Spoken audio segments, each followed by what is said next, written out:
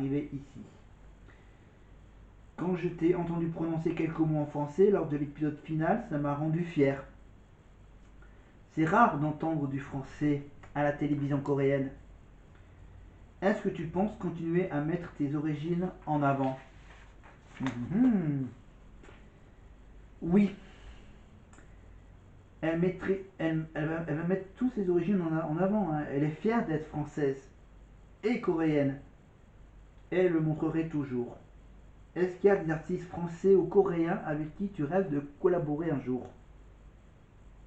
On est quasiment à la fin. Il y a plusieurs artistes avec qui elle rêve de collaborer. Ce serait un grand plaisir de pouvoir collaborer avec un membre du groupe 2NE1 et aussi d'autres artistes, mais je préfère les garder pour elle. Voilà, pour l'instant. Mais quand même en reportant Girls on Fire, tu intègres un groupe dans lequel tu es la plus jeune. Est-ce que tu ressens à l'idée d'être la plus jeune, d'être la, comment dire en coréen, la Meknae, non, la Maknae, la plus jeune d'un groupe. Franchement, elle est très contente d'être la plus jeune du groupe. Elle a un petit frère, donc elle a toujours rêvé d'avoir des grandes sœurs. Maintenant, elle en a quatre. Qu'est-ce qu'on peut te souhaiter pour la suite? Un bel avenir dans un groupe qui représente la nouvelle K-pop et qui vous emmènera de nouvelles émotions et de nouvelles expériences. Bref, une nouvelle génération.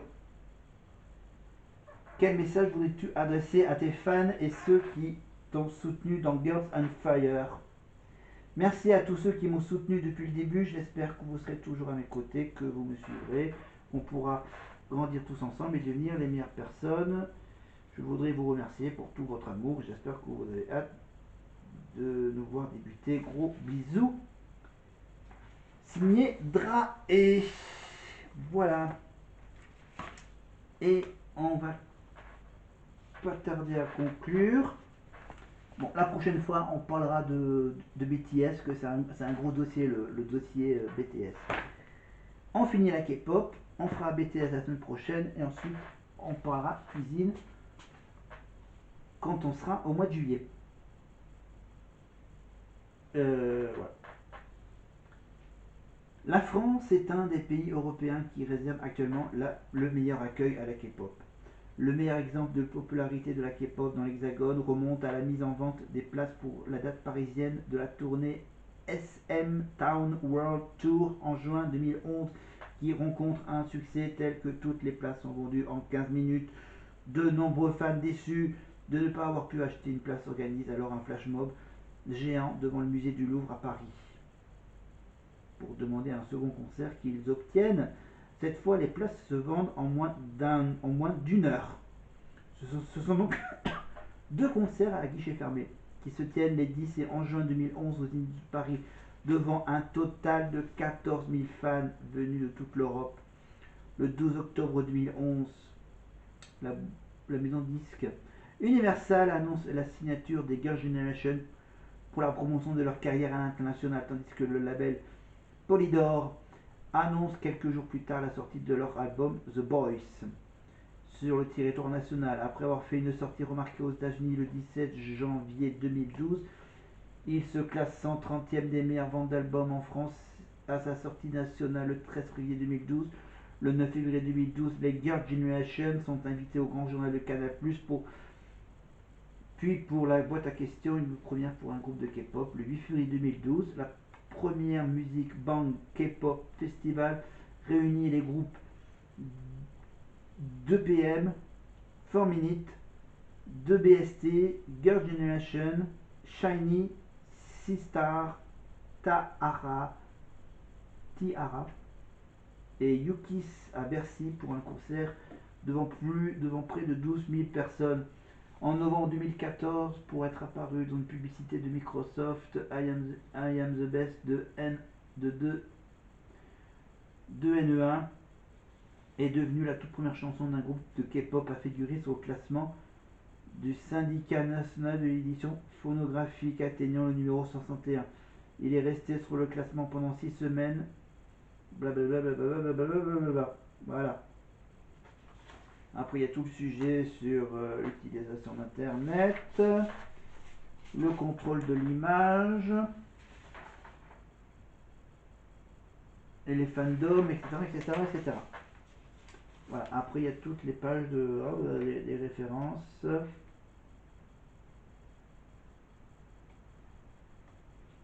Voilà. Il y aura bien sûr un sujet sur l'éducation coréenne.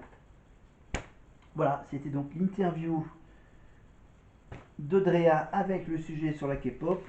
La prochaine fois, mon gros dos, pendant qu'on débriefera le premier prime de Secret Story, on parlera du groupe BTS. Et après, on fêtera l'arrivée de l'été en parlant cuisine coréenne. Voilà, l'histoire de la cuisine coréenne remonte à la préhistoire apparemment. Voilà. Je feuillete un peu parce que c'est un tout petit dossier, hein, la cuisine coréenne. Bon, évidemment, on connaît plus les repas chinois, japonais, mais la cuisine coréenne doit être aussi pas mal. Voilà, il est presque minuit. Et on va quand même aller faire un tour sur... On va se quitter avec une petite ambiance musicale. Voilà. Alors du coup, une petite ambiance musicale. Alors du coup, il faut que j'aille, hop, que je crois que je l'ai... Est-ce que je l'ai là? Oui, je l'ai là. Je l'ai là, la petite séquence de Drea dans la télé coréenne. Voilà, juste un tout petit bout de la langue coréenne. Allez, je vous mets la petite séquence avec bien sûr sa présentation en français. 네, 다음은 프랑스에서 온 학생입니다. 인사하세요. Bonjour, je m'appelle Andrea et je viens de Paris. 안녕하세요, 제 이름은 양이래입니다. 파리 프랑스에서 온 양이래입니다. 네, 이호경.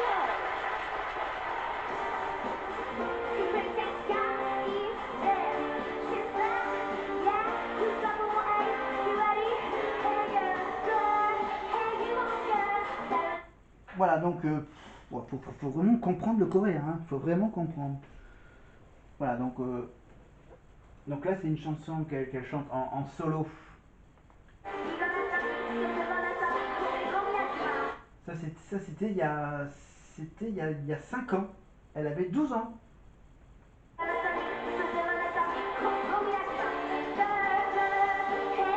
Ça fait un peu plus de 5 ans, ces images de Drea avant de faire Secret Story.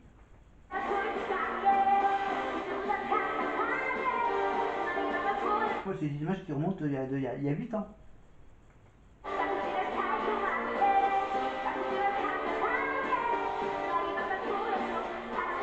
Voilà, et donc voilà, c'est sur la chaîne YouTube Drea YG et après plein de lettres coréens. Voilà. Il n'y a pas uniquement la Corée du Nord, il y a aussi la Corée du Sud. 네. La K-pop. Donc là, tu as les deux animateurs, une animatrice et un animateur. Un animateur qui a de l'expérience et une jeune animatrice qui est bien sûr un peu plus grande que Drea. On va l'entendre évidemment chanter en français la fameuse chanson de Jodassin, aux Champs-Élysées. Et regardez comment elle chante bien en français, Drea. Il y a de cela 8 ans. 네. Je me baladais sur l'avenue, le cœur ouvert à l'inconnu. J'avais envie de dire bonjour à n'importe qui, et c'était toi, et je t'ai dit n'importe quoi. Il suffisait de te parler pour t'apprivoiser. Aux Champs-Élysées, aux Champs-Élysées.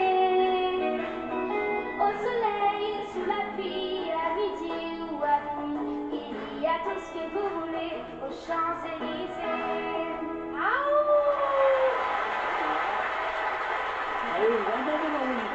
Voilà donc une des seules séquences de Drea qui parle en français et qui chante en français sur la chaîne coréenne KBS1. Voilà. Et là, bien sûr, donc là on est à la fin de ce fameux concours où elle gagne un magnifique trophée en cristal, un bouquet de fleurs et le fameux petit chèque de 800 000, de 800, je ne sais plus. Enfin bref.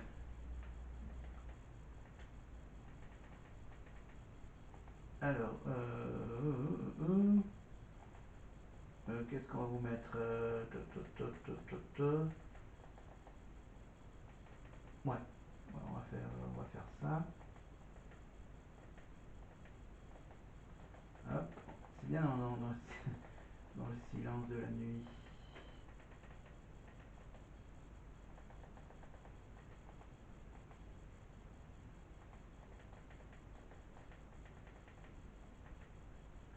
Non, on va faire quoi? On va faire que. Voilà.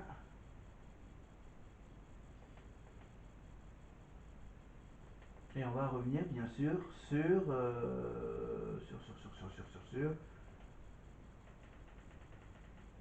la petite séquence. Le voilà. Vous êtes ici dans le confessionnal pour nous révéler votre secret. Ça va être le premier secret révélé de cette saison pour nos téléspectateurs qui regardent l'émission en direct. Aïe aïe aïe, je me Tout le reprends. monde vous écoute. Quel est votre secret, Drea? Alors, mon fameux secret est que j'ai remporté un télécrochet talent show de K-pop en Corée du Sud. Ah ouais? Oui, C'est dingue ça. Magenta. Donc, vous êtes une chanteuse et danseuse de K-pop? Je suis pas chanteuse danseuse. Enfin, si, je suis chanteuse, je suis auteure-compositrice, je Ouais. danse un peu, D'accord. j'écris, je suis multi, je suis une artiste. C'est génial.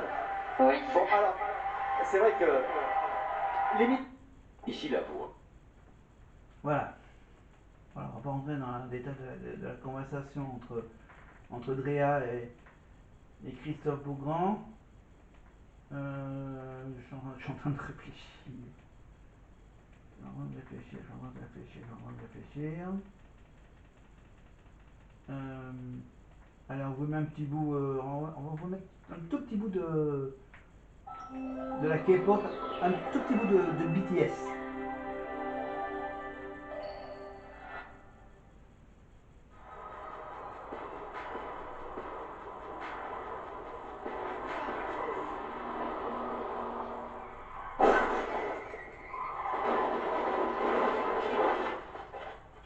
Là, on remonte il y a 12 ans. Hein, c'est un de leurs tout premiers tubes à ce groupe BTS.